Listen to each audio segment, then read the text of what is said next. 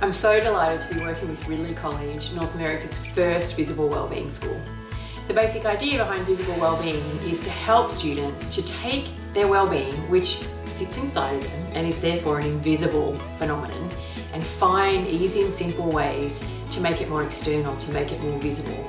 It's only when we make a person's wellbeing more visible to them that they can work with wellbeing when it's not going so well and engage in coping mechanisms and seeking help. And on the flip side, they can see when it is going well, and they're the moments where we maximise learning challenges, friendships, etc. Visible well-being is when your mind and your body is healthy and it's happy and it's calm. To me, well-being is being both happy and healthy.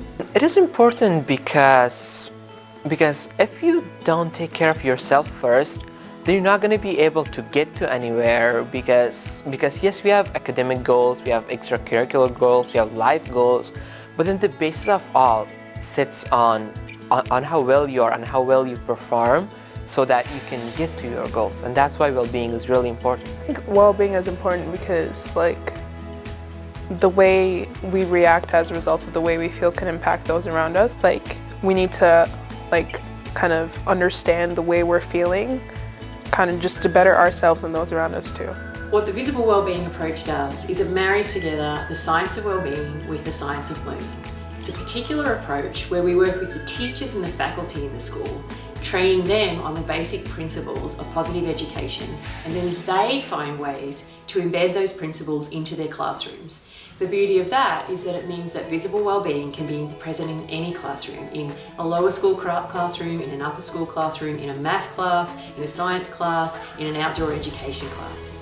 I think that visible well-being is so important in a school setting because we spend a lot of time teaching kids about how to live healthy lives, but we don't really talk very much about what it looks like. And so I think, especially for younger students, if you can tell them this is what it looks like, they're very visual and they want to know, I'm doing this well, or I am well, and this is what it looks like.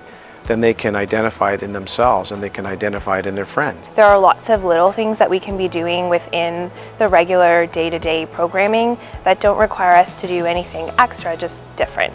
So things like making sure to prime kids and put them in a positive state before teaching a lesson, and pointing out things that kids are doing using the same language with all the teachers, their character strengths. Helping kids identify what their strengths are may be different than what their talents are. After the first time Dr. Waters came here to Ridley, I started using her vocabulary. I think I've always had a lot of the positive in my teaching. I always see students' strengths. So that side, I think, wasn't new for me personally, but to have a vocabulary that the whole school was sharing was fantastic. When we partnered with Professor Waters and we learned about the obvious and significant benefits of visible well-being for our students, ourselves, and in fact our whole community, the advisory program seemed a good place to start. The advisory program at Ridley is built upon the philosophy that each child deserves a champion, a significant adult at school who will support and advocate for them. At Ridley College, we believe that we are cultivating and nurturing a community of enduring relationships. When we introduced the VIA Strength Survey and began to deliberately and intentionally socialize the language around visible well-being, we saw the obvious advantages of using this to promote both student reflection and student growth. The survey results helped our students identify their top go-to strengths. And by helping students achieve this, we went on to unpack their results as a whole and look at the implications of their character strengths when students began that all-important goal setting. It truly was an empowering and transformative experience for our students. So something that I've incorporated into my PE program here at Ridley is something called Strength Spotters. So what that looks like in a PE class is that I'll have 1 or 2 students that are designated the Strength Spotter for the day. And basically what their job is to keep their eyes and ears open and just look for different strengths that students are displaying throughout the day and throughout the class. And then what we do at the end of class is we have these little papers that they fill out. They put the name of the student, they tell them the strength, and then maybe like one celebration of what they saw and what was so great. In particular, what I've noticed is when students are unpacking assessment results and students feel disappointed with those results. Maybe they're not where they need to be at that particular point. And alongside the teacher, they'll develop strategies of coping strategies and habits that will enable them to move forward. So we were asked to design hats on our character strength, and I chose appreciation of beauty and excellence, and it's incorporated with leaves and butterflies. We've had brain breaks. Miss Kidd has come into the classroom sometimes and like done mindfulness activities with us, and they're always trying to like put creativity into the classroom. Another way that I nurture my well-being at school is through athletics, through mandatory sport.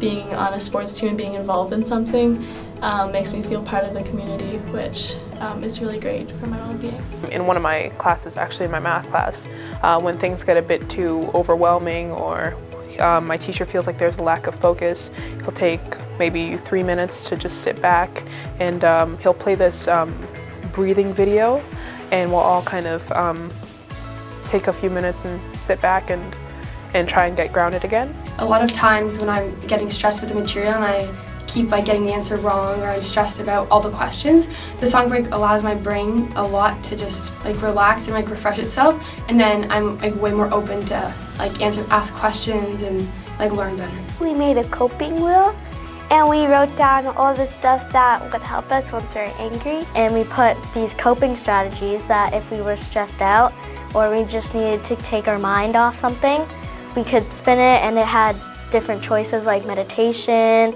take a walk, or talk to a friend.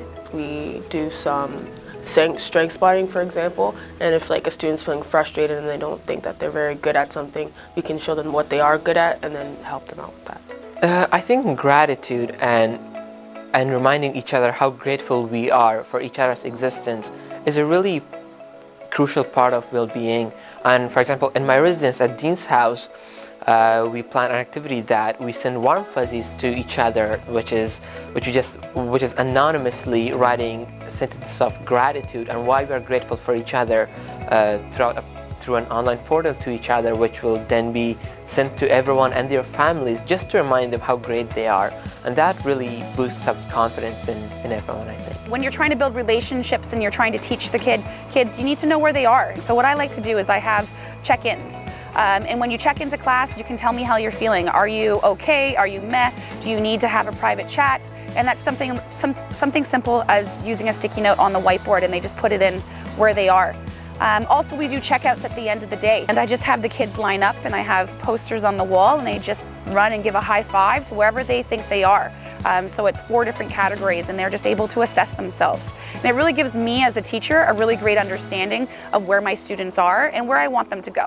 Another thing that we do is that in our biology class we have these well-being blocks where you can turn the block to a specific color, because there are different colors on each side, and each color signifies a specific emotion that you're feeling that day. So green obviously means go, you're ready to learn. You can have yellow, that you're not feeling too well today, but you'll still attempt. Red could be I'm completely shut off today, and white could be just white space in your head. Me and Kashav, as our class project, we're doing bracelets. So basically we are teaching the standard 8, which is grade 8, and they have upcoming exams. We're teaching them how to braid bracelets as part of a mental health awareness. The visible wellbeing approach is as much for the adults in the school as it is for the students in the school. In our visible wellbeing training, we start with all of the adults, staff and faculty. We introduce them to the 6 pathways of wellbeing. We provide them with the toolkit of practices that they can implement not only in their role at the school, not only in their classrooms with the students, but in their own life.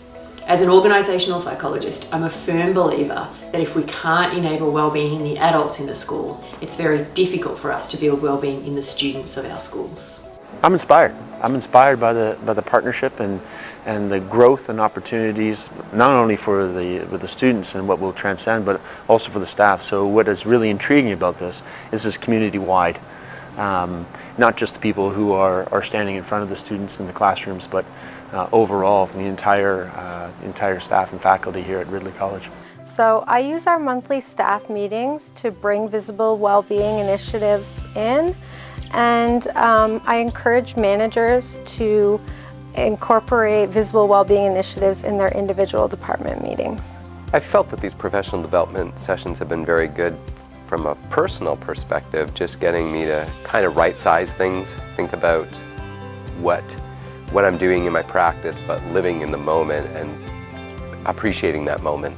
Something that I would like to continue working on this year is to make self-care a priority in my day and as well as my staff, their lives. It's something that I notice immediately when we are taking care of ourselves, when I'm taking care of myself.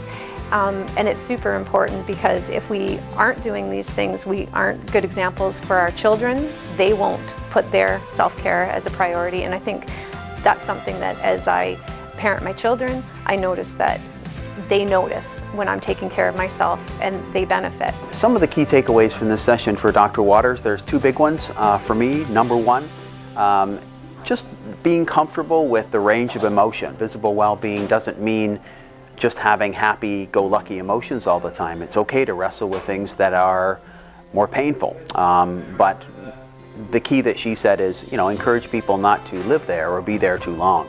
Finding ways to encourage people to bounce back from it. That's one.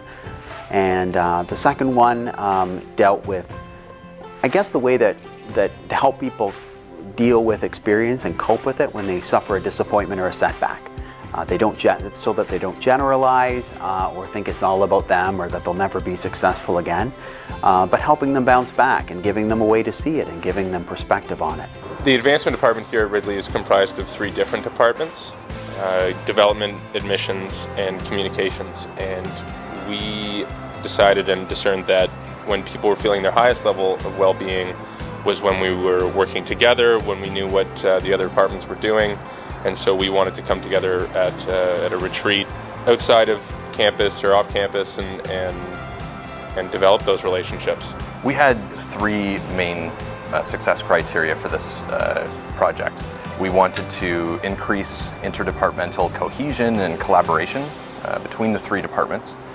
We also wanted to generate some really interesting interdepartmental projects that we would flesh out and work on throughout the year.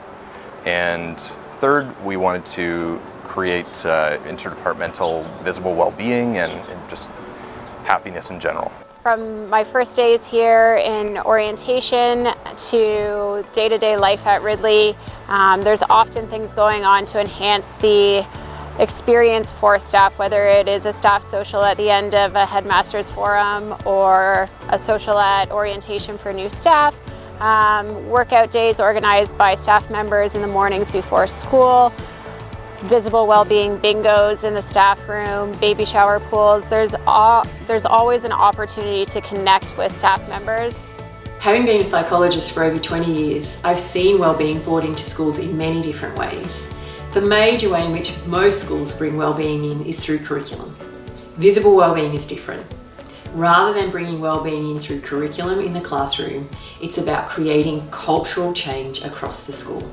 It's about creating an ecosystem where everyone has the chance to thrive and where everyone has the flexibility and the knowledge to take something that's invisible, their own well-being, and make it more visible to themselves and others. So although the seed of an idea in 2014, this vision has really taken root in the soil of Ridley College, so to speak, as we've come to understand and now have an absolute conviction that there is nothing more important in the education of the next generation, to teach them how to build a flourishing life.